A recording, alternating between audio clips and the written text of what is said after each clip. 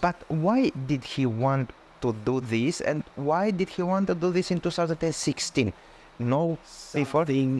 Something happened in 2000, I think, 15, 14, 15, 16. Something was going on which I have no access to, but there's something was going on. Because he was still an active general. He was still an active general? Yeah, as far as I know, yes. He was but he's always been active. If somebody was to understand what he's like, he would be like a lobbyist. I would say he was one of the best lobbyists in Romania. He's able to arrange things, okay? He told me once, that guy needs something, that guy needs something that he has, and this guy has something that he has, and all I do is put them together. So more like a middleman, not like a lobbyist, lobbying, doing with his network afterwards. Look, I'm going to be straightforward. He was when I met him in 1996, he was the boss of a company or an operation in Romania, but he was an investor. He wasn't a CEO he wasn't running the business. The business was run by London. This was just the staff, and all the salaries were paid from London. So he was just administrative. He was administrative, okay? And then, big house that he built, the watches that he wears. He's very materialistic. I'm not saying that's a bad thing, but that's his character. So 2014, 2015, something changed. He became much more assertive, much more aggressive, much more forceful. In 2016, when all of this was going on, after it happened, in 2017, he threatened that my salary would be reduced by 50%. So going for you personally? Going for me personally, yes. 2014 also coincides with the push of Bogdan Dragoi, his son, to see. Do you think that it's part of the same something that happened? Has to be. It has to be. How is Bogdan Dragoi? You also know. Bogdan was a great guy. He was one of my closest friends. Great for you'll take him to a party, or great guy in general? A great guy in general, nice guy. If we went on holidays together, I with my wife, him with his girlfriends at the time. We were good friends, and such that when he moved to London to work, he stayed in my apartment to begin with. Of course, I'm older than him, so my lifestyle was a bit different. I was traveling a lot for my company. So he eventually, after about 3 months, moved out of my apartment, moved in with some young people he'd met, which is normal, because otherwise he'd be living in my apartment by himself most of the time, because I was traveling a lot for the company. So, and then of course, we got involved in the acquisition of a major company in Germany. And Bogdan came to Germany as well with my UK company. So he was there as well, getting experience. We were friends, we were together. Coming back to Romania, we'd see each other, we were good friends. Until in 2015, something happened. And Bogdan was never with me and Bogdan Dragoi. Something happened. And Bogdan Dragoi changed a lot. But do you think that he lives in the shadow of his father?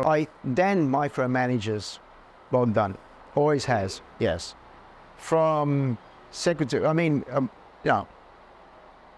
how do you become Secretary of State in a government, and then become Minister of Finance, and then become Presidential Counselor to Băsescu, and then become CEO of SIF. I always wanted Bogdan to go overseas and cut his own teeth overseas. Yeah? But the Bogdan Dragoi that I knew then is not the Bogdan Dragoi that I know now. So do you think that Dan Dragoi it still micromanages his son as a CEO of SIF? Oh, yes. Dan Dragoi's big problem with me at the moment, and from my interpretation of things, he is so angry with me because I didn't accept what he did. You see, I don't have that volcanic mentality. People say you don't have the volcanic mentality. People have said to me, and more than one person, what he was expecting you to do was to shut up, to accept it. You hold still 50% of your shareholding, and you'll still keep your salary, 100% of it, and you'll get a car from Convex, and you'll have a good lifestyle. That sense is a person that thinks only about money, okay? I have 4 children, and I had, not mapped out, but I had an idea for them. University, overseas, schooling. My father gave me the privilege of going to private schools and then to a good university. I want that privilege to extend to my children. My father was a truck driver. He brought me from here to here. And I want to bring my children from here to here. Everything I worked for, I wasn't born rich, so I have simple tastes. I like nice things, but there's a limit. I should have accepted the fact that although he stole 50% of my shareholding, I'd still continue to have a nice lifestyle. People say that other people would have accepted it. I couldn't accept it because it would degrade my dignity, and I have to face my children. To say to them one day is that, yes, I accepted the fact that somebody stole from me and I did nothing about it. So something that I worked for should have been yours. Somebody else took it and I never did anything about it. And long term, I think that would affect me greatly. From my culture, my upbringing, my values. And so I fought, and I keep fighting. I've lost, and I've lost, and I've lost, and I have no support. You know, the ALAF, the ASFE, the Senate committee, the courts. In those days, it was just a complete emotional wreckage of having the rights. Them sacking me, I took them to court. I lost. But Dan Dragoi should have known you very well. She should have known, or should anticipate that you will fight for your right. He didn't think that I would. I don't think that he understood. I don't think that he really knew me. Or he didn't really care that he didn't, because he has connection. He had a lot of power, yes. And he has more power now. Yes, he doesn't care. He doesn't care. And it's correct to assume now that if Dan Dragoi, who stole a company, you mentioned now that he wants to sell Convex to a Russian company, and I'll get back to this. It's micromanaging a whole amount of companies through SIFs by having his son there. I think the same thing will happen. SIF today, I think, has accumulated about 30% of 3 SIFs. Right. Okay. They are controlling 2 other SIFs. Correct. They will reach a point, and they also have 15% of the stock market. They'll reach a point where that package will be sold. They will be on the board, they will sell that package, and that's where they cash in their money. That package will be bought, so somebody, where there's a big payoff. That's what I think is the end game. Same as in Convex. The end game is he doesn't want to be a port operator. He doesn't want to keep this company. He's 70 years old. You know, Bogdan Dragoi is not going to run Convex. He doesn't care. He's got the CFs. So the exit strategy is sell it to one of the big companies that's interested. The price they're talking about is 350 million at the moment. They've got 35% of that. That's not bad. That's a good payout. So the CIF's business might be the next level bigger than what they trained in Convex?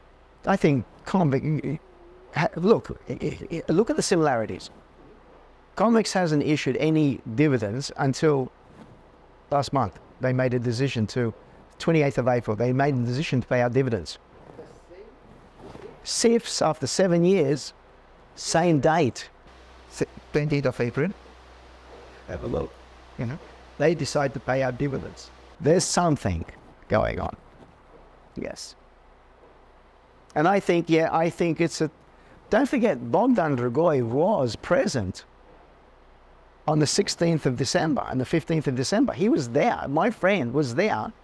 They were stealing the shares from me, and he never said anything to me. And I still considered him to be my friend. And I sat down the other day and I calculated. My son is born in October 2013.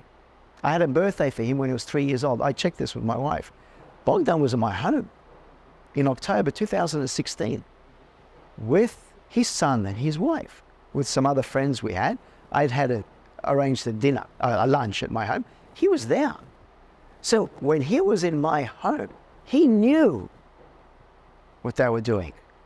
He knew. Never told me. Correct. Can you evaluate, if you want, how much Dragoi family, through Dan Dragoi, through the others, through their wives, stole from you? Well, let's say that I had 10% of the company. 35 million. If you sell the company for 350 mil, 35 million is mine. They took half. I now have 4.9% indirectly ownership of Convex. So half they've taken.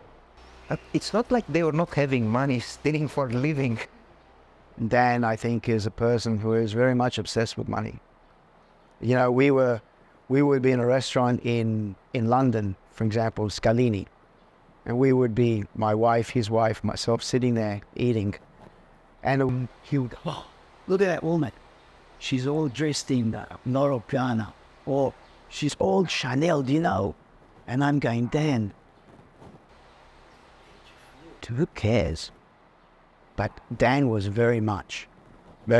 You've been in a lot of places together. Which European capital seems more familiar to Dan Dragoi?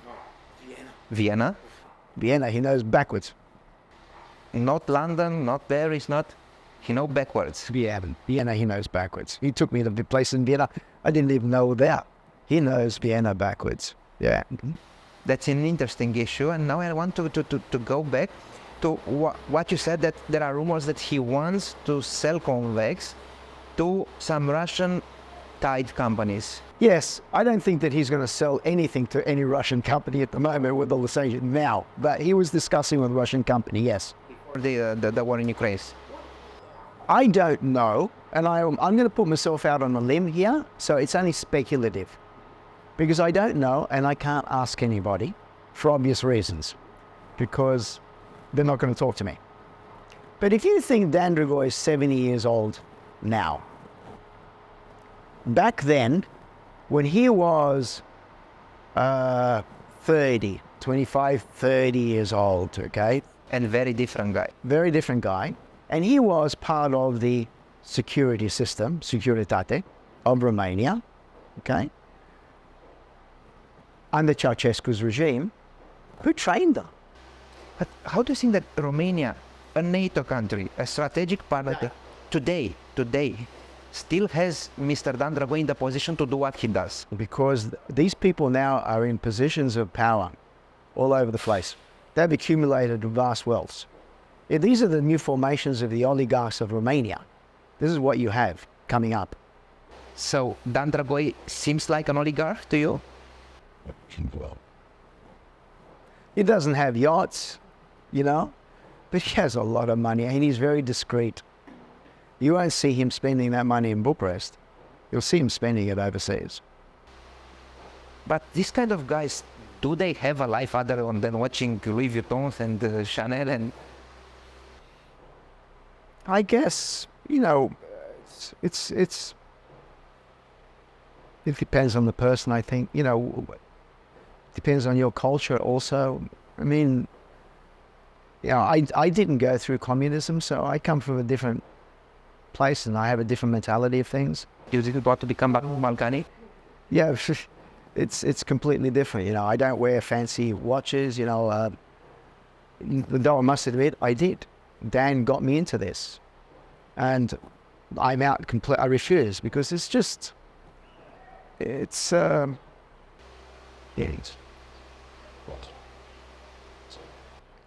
I was at university in Australia, a Chinese guy told me once, a monkey in silk is a monkey no less. Doesn't matter what watch you wear, it doesn't matter what suit you have, it doesn't matter, it depends on you, on your quality. Dan doesn't have any.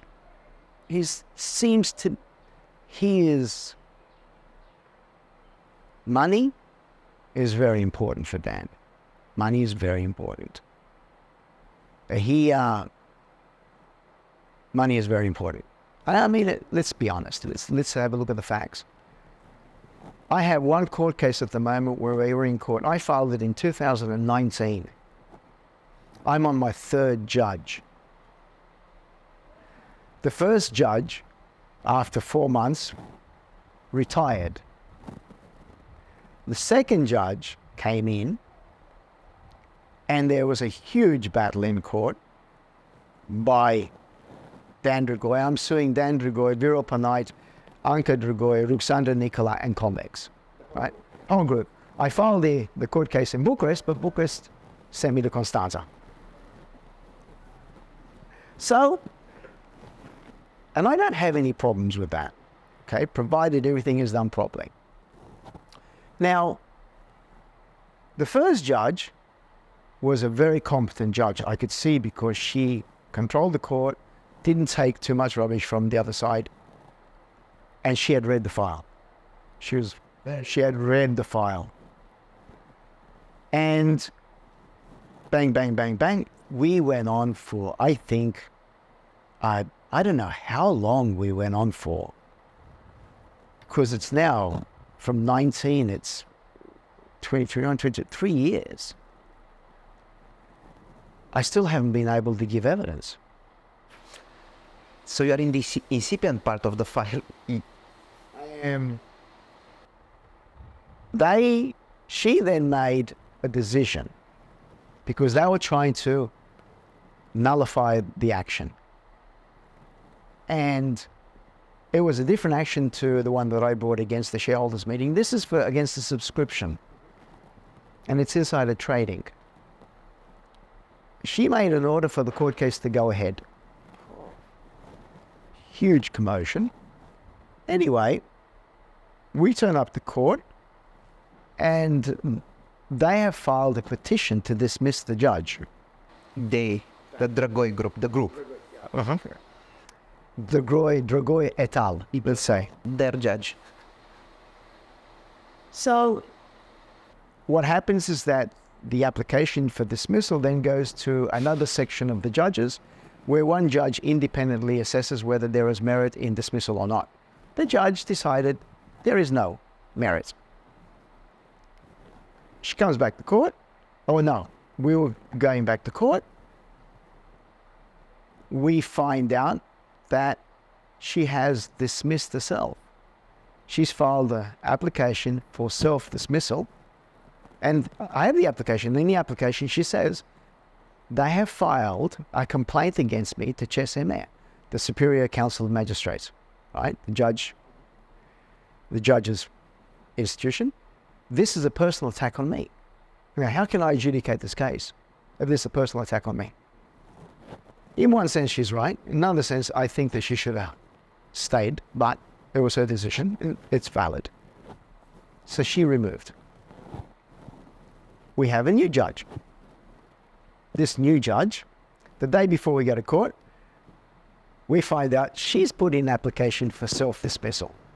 Her application is on the grounds that one of the lawyers acting for one of the defendants, she knows the husband. And she didn't want any problems. The independent judge said, there is no reason for you to be dismissed. Go ahead. So she's been our judge. For a year, the defense, Dragoi et al., has been trying to get the judge, trying to convince the judge to revoke the order that the last judge did in having the case go forward. The judge has told them, I cannot. It's a point of appeal. You appeal, but the case goes forward. There's an application to dismiss the judge. This one. However, it gets worse now. In this application to dismiss the judge, they wrote in it, we have taken criminal charges against you. I mean, that's just intimidation as far as I'm concerned. I'm sorry. That's intimidation. That is just... And I don't understand how the judiciary allows it. It's certainly not proper. The independent judge, again, says there is no merits to dismissal. Go ahead. So now we know that the judge has got a criminal complaint against her by these people. Whether there's any merit to the criminal complaint, it's irrelevant. The fact of the matter is, this is a form of intimidation. So, we turned up to court last month. We have 6 witnesses, 4 of them, 2 on my side, myself and another person. We're in court. We're just about to start. The court case is cleared. We've been waiting for 3 hours to our turn. The judge takes everybody's present, translator's present. A girl walks in, a lawyer, screaming, ah. She's handing out documents to everybody. The judge sits back, looks, bit of a smile on her face. My lawyer says, look, you're in the wrong court case. No, I'm not.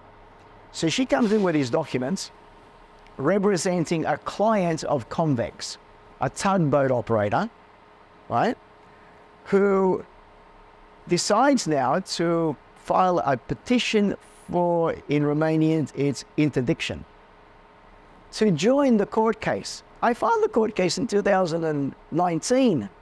It's 2022. What are you coming now? The judge, I can see her smiling. The lawyers are laughing, doing this to my lawyer. Judge can't do anything. She has to hear the application. So, another 2 months adjournment. We go back to court now. She has to deal with this application. So we are delayed. Is a way for weakening you, or are they afraid of... They fear something else. Look, I've been through 6 years of this. If it doesn't kill you, it makes you tougher, right? I've gone past the roller coaster ride of emotions, depression. I've gone through all of that. There is something else going on. I don't know what it is. But there is something. They are delaying, and I'm worried because I can't work out what it is. I can't work it out. We'll have some answer. Mr. de Rubeis, my final question is, from your experience that you extraordinarily shared with us, what's your message to the CIFS shareholder about Dragoi's family management of the CIFS, about the ASF supervision of what's happening at the city? In my case, there was no ASF supervision, and in fact, there was, I believe, either complicity, incompetence, indifference. Okay, ASF supports Dragoi. I know that today, because I've been following, because I have an interest in this now, I've seen that ASF has been requested to answer certain things about what CIFS have done, and they haven't answered. They refuse to answer. That gives you the answer. That gives you the answer. You don't have to look further than that. What I want to say to the shareholders of CIVs, guys, wake up. Okay. And Romania as well. These are companies worth billions, not of lei, of euros. Somebody is controlling a big chunk of your system, of your economy. They can sell it from underneath your feet because today it's the share is traded at 60% discount to what its real value is. And these guys are giving themselves shares for doing nothing. You can't do this offshore. Nowhere in the world can you do this. As a CEO of a fund, if you don't perform, you're out. As a CFO of the fund, if you call a guy Iranian dirty money, I mean, you get charged. You get kicked out of the company. Not so here. I made a complaint to RCFE because out of 5 board members, one of them, Panayoti Ionescu, died 3 years ago, and Convex refused to appoint a new board member. And I had to complain to RCFE, and I do it on the newspaper, and RCFE then wrote a 6-page report saying, with a fine of 3,800 RON. The cost of making that report was more than 3,800 RON. That's the penalty you give to Bogdan Dragoi, the xenophobia comment that he made against one of the major shareholders. He got a fine of what, 10,000 RON to 2,500 euros. So, there is RCFE, look at City Insurance. It was plain auditors' reports. Cayman Islands, BVI, all of these companies. Oh, come on, guys. At RCFE, what did they do? I think, Now, as I understand it, in my RCFE report against the reply to ESMA, where Mircea Osaka makes a comment about the specialized department, the guy who was running that specialized department now works for Bogdan Dragoi. And Mircea Osaka's son, I've understood, I've been told, I can't verify it, was working or is working for Bogdan Dragoi. So, my advice to the shareholders of CIF, it's hard for them because they can't sell, because they'll lose money, okay? At the moment, nobody's going to invest in it because it's obvious that there's no performance. Only the management are the ones who profiteer from this because they're giving themselves lots of shares, bonuses, for having done nothing. You have to change RCFE. You really need a regulator. You don't have a regulator. You don't. One more question, if you allow me.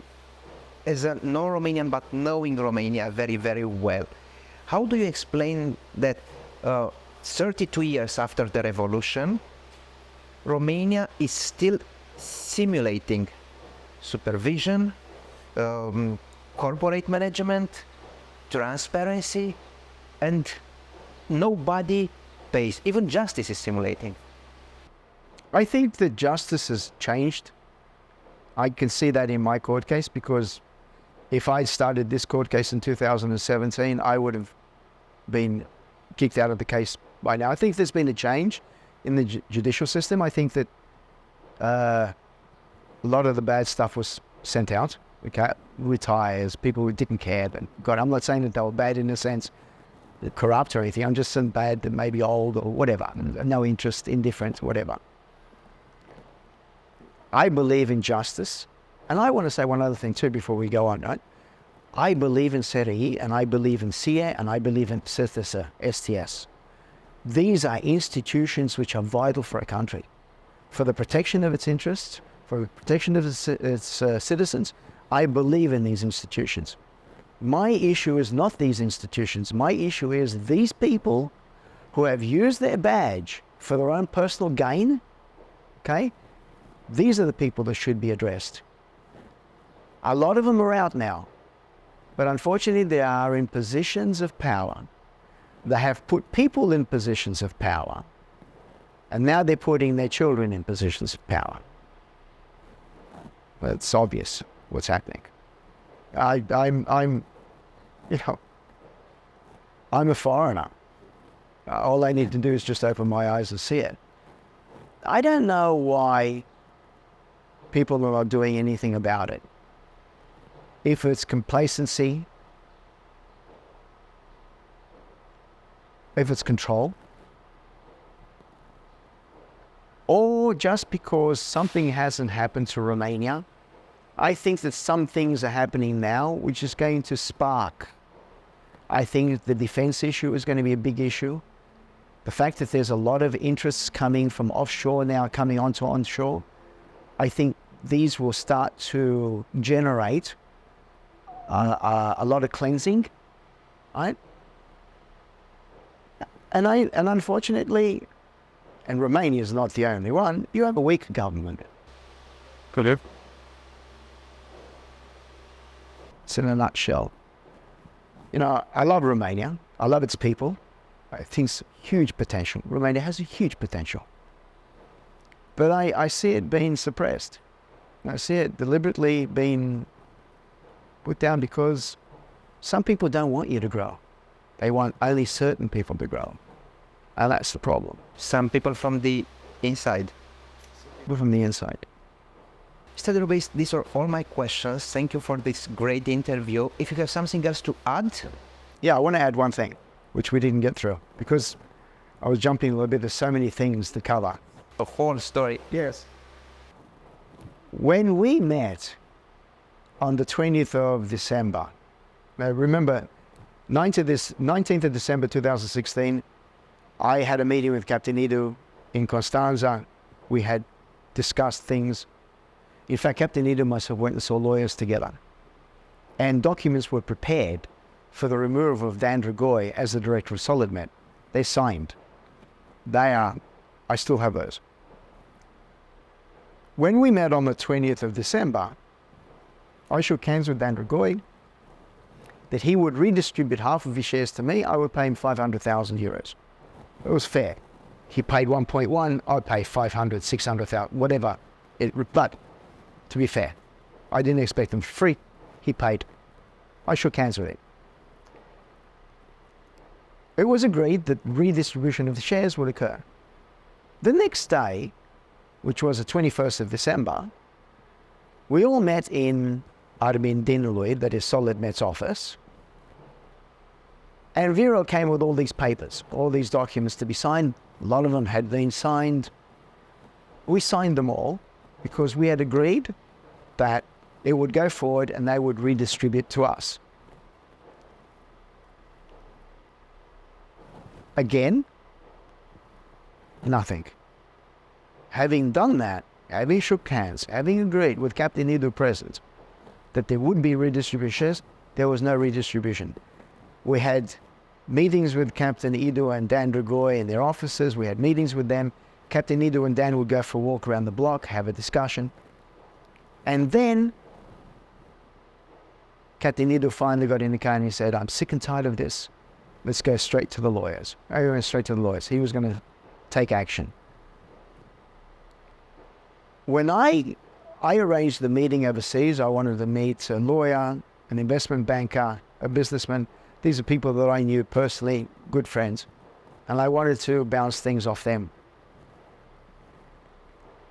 When I came back, I met with Captain Edu. It was the 25th of April because it's Anzac Day. Anzac Day, I remember, 25th of April.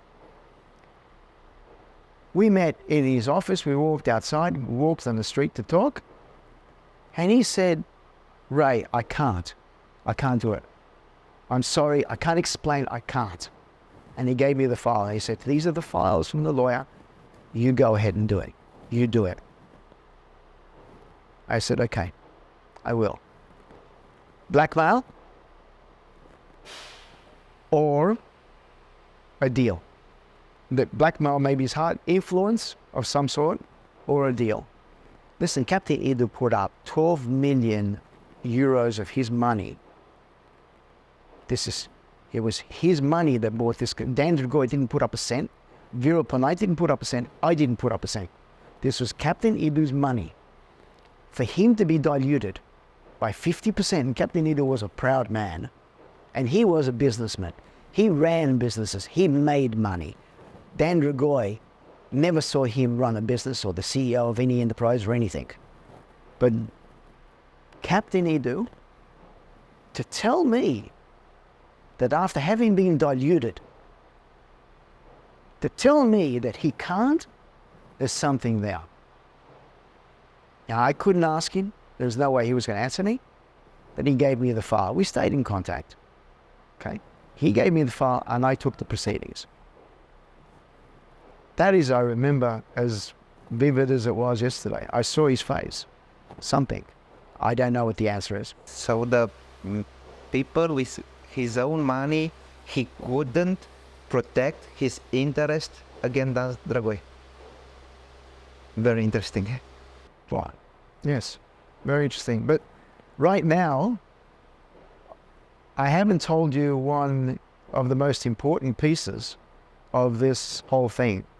Of course, as time goes on, we are able to see and be able to look at and investigate certain things. You recall I said that Anka Dragoy, that Ruxandra Nicola bought her shares on the 16th of September? Anka Dragoy bought her shares, 40 shares on the 9th of September. When we were in court end of last year, we made an application to the judge for, you call it in Romanian, prove, for proof, evidence to be produced, yes? One of the things that we requested was any voice recordings involving the purchase of the shares, because the purchase was done with Raiffeisen Bank, if there was any recordings. You know, we didn't expect much, but lo and behold, in November last year, Raiffeisen Bank produces a CD. And on that CD is the voice recordings of the purchase of the respective 40 shares of Anka Dragoy and Ruxandra Nicola first and Anka Dragoy second. Now, Raiffeisen Bank has produced this. They're alleging privacy, confidentiality, all of this. Now, just a footnote.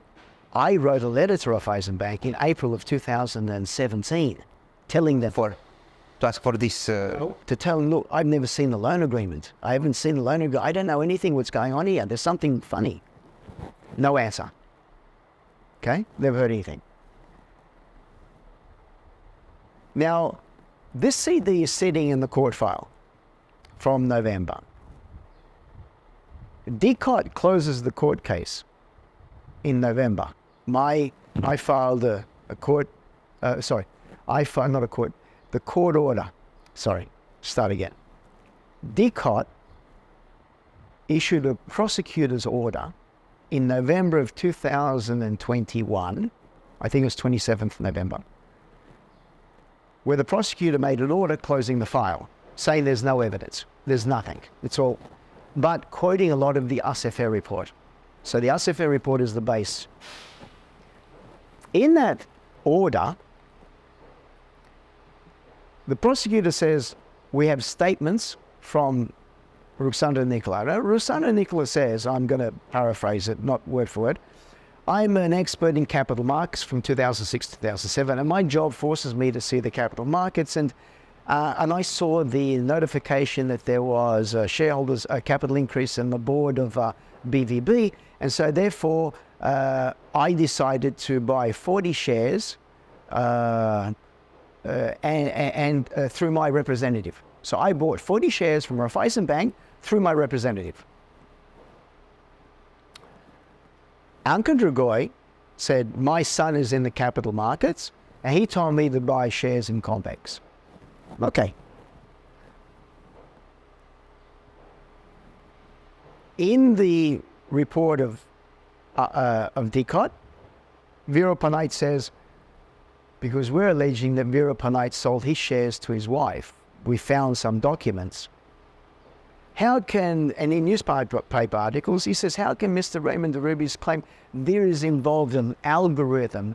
A party cannot buy and sell to another party because it's a market, and so you can't match. And how can Mr. Raymond de Rubeis say that I sold shares to my wife, that there is a criminal complicity here going on? Now this is quoted everywhere. It's in the court case, it's in the DCOT, it's in newspapers that he has. It has been quoted in articles that he's paid for. We get the CD. Now, after 6 years,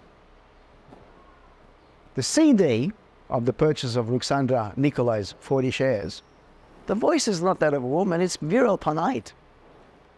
Viral Panait calls the broker for Raiffeisen and says, I want to sell 40 of my shares to my wife. The broker says you can't do that because there's shares on the market at the moment. What we can do, you can sell your wife 13 shares at this price, and your wife can buy, the difference at this other price. Oh, very good, excellent, good idea. And then at the very end, he says, and by the way, I will call you on Monday to materialize something else. So this recording is 16th of September 2016, where Ruxandra Nicolai in the DCOT order says that she bought the shares through a representative. It doesn't say I thought representative was broker. But no, it's fact she didn't buy it. Vera Benign did the transaction. He sold and bought for her. You see? Mrs. Dragoi, the voice recording, the broker says, and so, look, I was just talking to you. This is how it starts. And so, look, I was just talking to you. It's cut out. And you've set up an account just now to buy the Convex shares. And, okay, look, I'll call you back in 1 minute to 6. End of conversation. She says, yes, I want to buy 40 shares of Convex. That's the recording. Da, vă rog. Vă salut, Raiffeisen Bank Investiții. Panai Viorel. Domnul Panait Viorel. Aveți un CNP?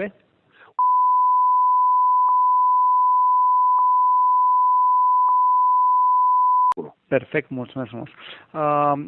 Convex, vreți să vindeți dumneavoastră 40 de acțiuni Corect. și Nicola Ruxandra, unde dumneavoastră sunteți împuternicit, Da. vrea să cumpere 40 de acțiuni. Așa vă facem. Piața este 20.4 cu 20.5. E perfect. Sugestia mea este să pun, pentru că este o piață cu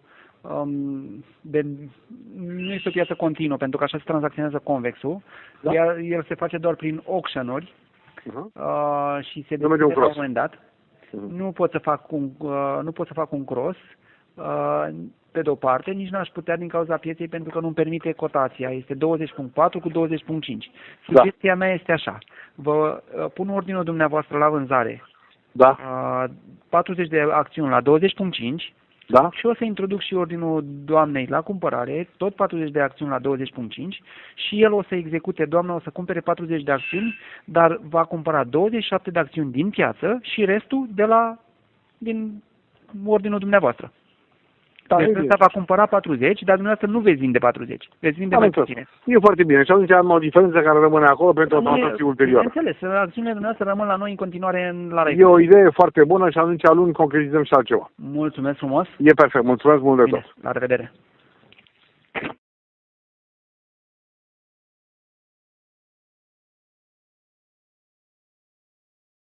Alo? Să rămână, doamna Bună Drăguța ziua. Mihaela. Da? Mi comunicați și mie CNP-ul dumneavoastră pentru Desigur. preluare ordin? E- Da. Da. Se- Da. Da. Da. Ok. Deci, conform discuției pe care am avut-o și când ați deschis contul, vreți să cumpărați 40 de acțiuni Convex, simbol Da. CMVX, Da. la prețul de 20.4 RON per share. Da, e bine. Ok, Da. acum piața este în pre-close, că este așa este piața asta, se deschide doar la ora 6. Da. Și dacă cumva modifică ceva, o să vă mai sun la 6 fără un minut, dacă e cazul să modificăm ordinul. Dacă nu, teoretic ordinul trebuie să se execute pentru că sunt 724 de acțiuni la vânzare, deci ar trebui să avem de unde să le cumpărăm. Da. Da? Bine, e foarte Ok. bine. Da, Bine, deci vă e mulțumesc. posibil să vă mai sun la 6 fără un minut sau 6 Sigur. fără 2 minute. Sigur. Rugămintea mea e să aveți atunci telefonul la îndemână. Sigur. Mulțumesc frumos. Bine, și eu vă mulțumesc. La rămână. La revedere. Bună ziua. The first part has been cut out and the second part has been cut out. We only get, yes, I want to buy 40 shares. Well, we want to know what was said, what was the reason, who told that. What, before and after, why didn't you record that as well? And why didn't you record after? Why did you have to discuss with her after? So we want this, tapes, but this is what we have, which is okay for us at the moment.